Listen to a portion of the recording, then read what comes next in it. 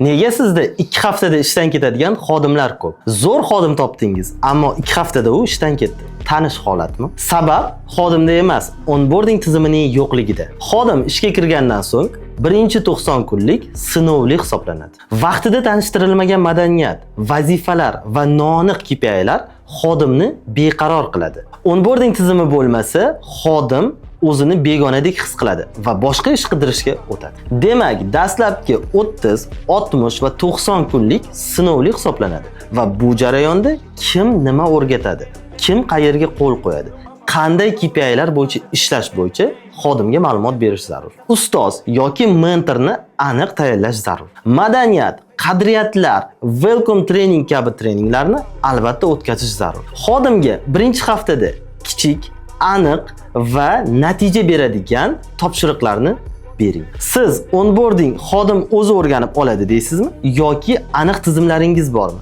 Izohlarda qoldiring.